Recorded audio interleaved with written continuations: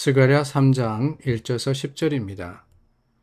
대제사장 여호수아는 여호와의 천사 앞에 섰고 사탄은 그의 오른쪽에 서서 그를 대적하는 것을 여호와께서 내게 보이시니라.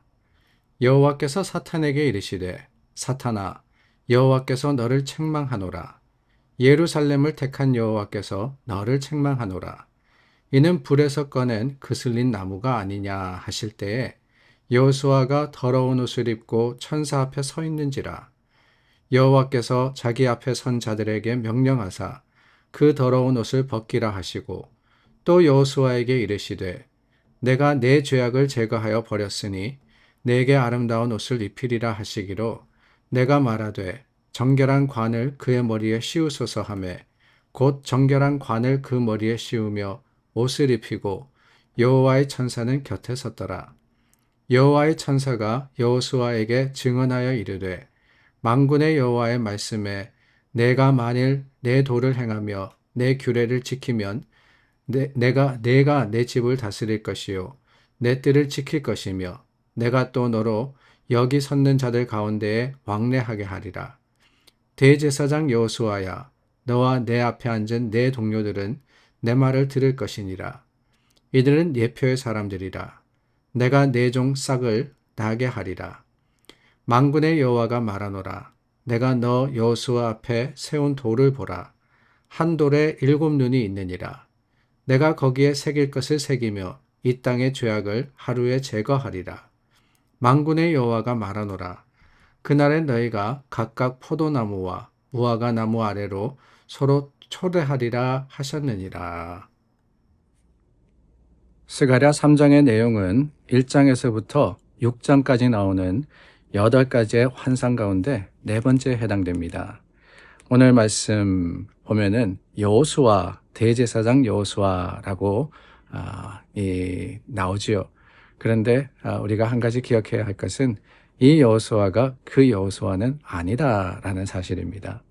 그 여호수아와 갈렙, 우리 가나안 땅을 정탐하고 돌아온 12명의 정탐꾼 중에 그 땅을 하나님이 주셨으니 차지할 수 있다라고 했던 바로 그 여호수아, 그리고 이스라엘 백성을 요단강을 건너서 가나안 땅으로 들어가는데 인도한 그 여호수아를 오늘 본문이 이야기하는 것이 아닙니다.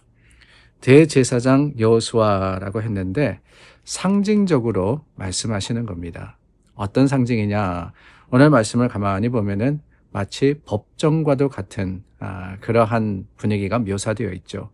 사탄이 여호수아에 대해서 고발하고 있습니다. 그런데 하나님께서 재판장으로서 오히려 여호수아를 변론해 주시고 또한 사탄을 책망하시는 그런 이야기가 있습니다. 특별히 2절 후반부에 보니까 이 대제사장 여호수아에 대해서 그슬린 나무 같다. 그리고 더러운 옷을 입었다라는 이런 표현이 있죠. 상징적으로 무엇을 이야기하느냐? 다름이 아니라 이스라엘을 이야기하는 겁니다. 어떤 잘못인지 구체적으로 꼬집어 말씀하지는 않지만은 하나님 보시기에 더럽고 그리고 악한 모습으로 서 있는 바로 그것이 대제사장 여호수아의 모습이었다라고 하는 거예요. 맡겨진 사명과 그 사역을 제대로 감당하지 못한 이스라엘이 그런 모습이 아니었을까라는 생각을 하게 됩니다. 그러므로서 사탄으로부터 공격을 받을 빌미를 줬던 거예요.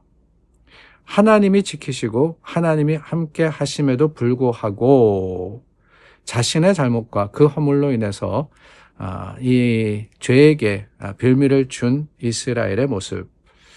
참 감사한 것은 그 이스라엘을 하나님이 그냥 버려두신 것이 아닙니다.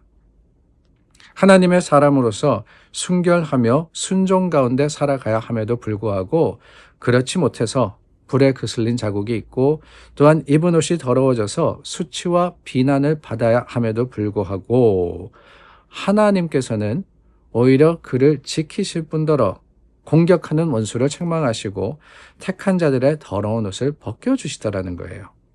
죄악을 깨끗하게 해주신다는 것이지요. 뿐만이 아닙니다. 아름다운 옷을 입히시고 정결한 관을 씌워주시는 하나님. 그 하나님의 모습이 오늘 본문에는 환상으로 또한 스가랴가 본 모습으로 드러나고 있는 겁니다. 6절 이후에 보면은 여호와께서 선포하시는 말씀 가운데 하나님의 뜻과 그 도와 규례를 지키면은 특권을 주시겠다라고 하는 거예요. 근데 거기서 그치는 게 아닙니다. 하나님께서 새로운 싹을 허락하실 것이다 라고 하고 있습니다. 더 놀라운 것은 이 모든 일을 하루에 이루시겠다라고 하시는 것이지요. 하루에 이루시겠다. 우리가 스가랴 말씀을 시작하면서 그런 이야기를 들었던 것이 기억이 납니다. 학개와 스가랴가 함께 간다라고 말입니다. 동일한 시대에 활약을 했는데 그들의 외친 내용이 뭐냐? 하나님의 전을 재건하라라는 것이었습니다. 수룹바벨이 시작한 성전 재건 공사가 멈춰 있었거든요. 그래서 이 두 선지자를 보내서 하나님께서 다시 하나님의 전, 하나님의 거할 곳을 지으라, 마련하라라고 하시는데 이 두 책의 차이가 있습니다. 학개는 이 건설함에 있어서 인간의 결단과 책임을 강조한다라고 하면은 스가랴는 친히 하나님이 이 모든 일을 이루실 것이라는 것에 더 강조와 또한 더 교훈을 두고 있습니다. 환상을 보더라도 그래요. 1장부터 6장까지 8가지 환상이 나온다 그랬는데 그 가운데 인간이 무엇을 이루었다, 사람이 무엇을 했다라는 것은 전혀 없습니다. 부족하고 연약하여서 능력이 없다라고 하는 거예요. 오늘 본문에 드러나는 불에 그슬린 나무와 더러운 옷을 입은 자와 같이 참 무능한 것이 우리 인간이다라고 하고 있습니다. 그래서 하나님이 맡겨주신 그 사역과 또한 일을 감당할 때도 능력이 없고 자격이 없고 감당할 수 있는 힘이 없다라고 하는 거예요. 로마서 3장에 보면은 기록된 바 의인은 없나니 하나도 없다라고 하지 않았습니까?